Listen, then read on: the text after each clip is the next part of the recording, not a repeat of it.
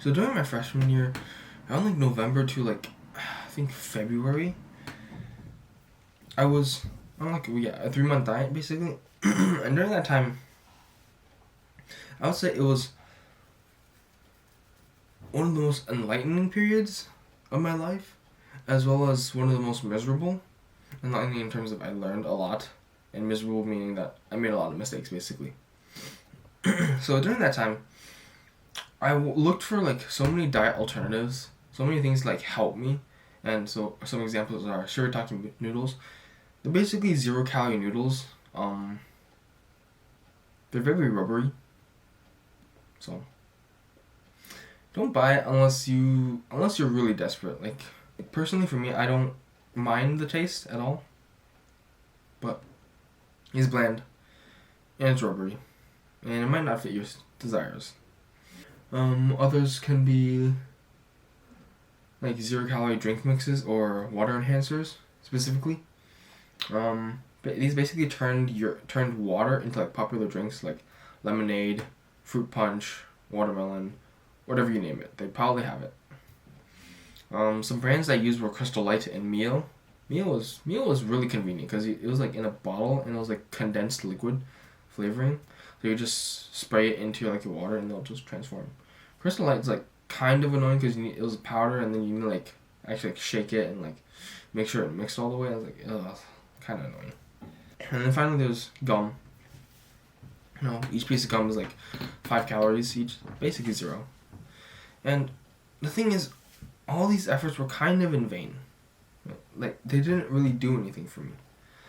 And one reason for that is I would eat a shit ton of these, and the calories do add up, right?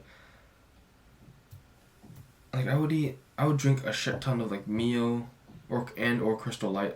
Maybe like an equivalent of like 3 sticks of Crystal Light, which is, for one, that's a lot of liquid.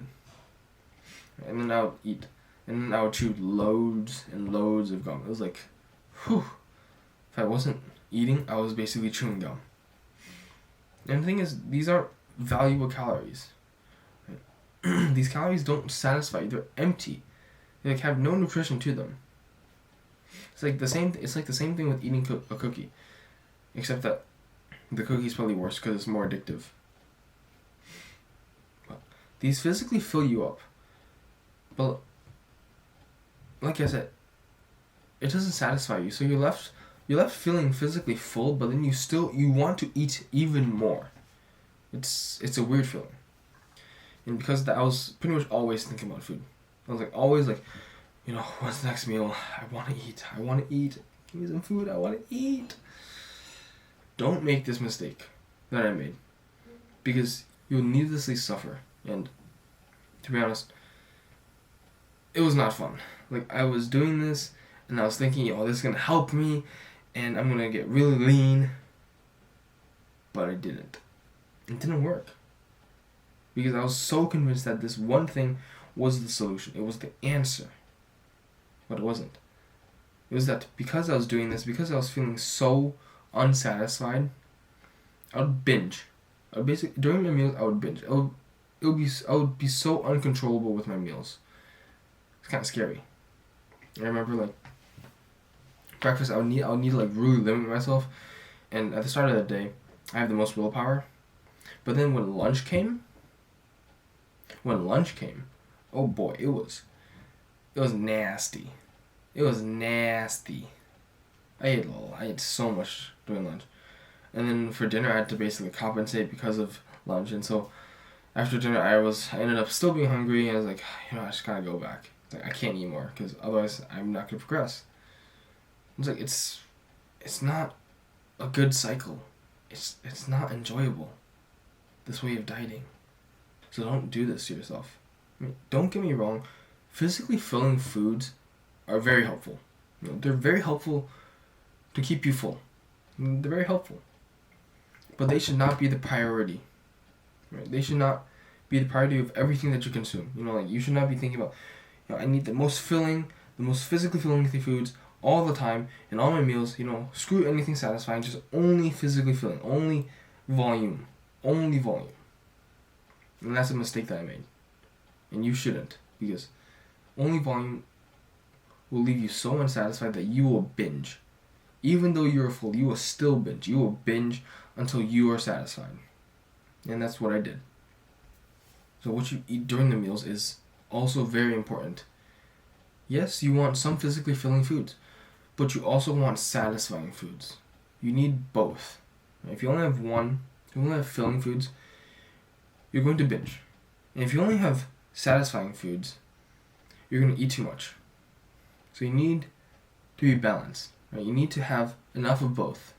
And perhaps you're dieting, so you can have more of filling foods, maybe like 60-40, so 60% filling foods or 40% satisfying foods. And even then, I would say that's pretty much the maximum, because 50-50 is a lot. Like if you think about it in terms of calories, like if you have 50% of your food is filling foods, that's more than enough. And the 50% is satisfying foods. I'd say that's more than enough.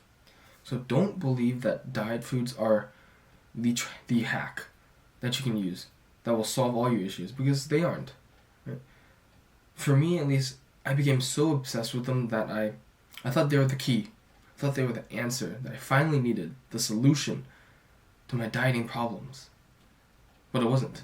I was covering up the real issue. I was even making issues. And what I've learned, and hopefully you will as well, is that what you eat is the most important. Not what things you put in your mouth, not what you drink, like real food. Not these no-calorie things. Like real food, what you eat, that matters the most.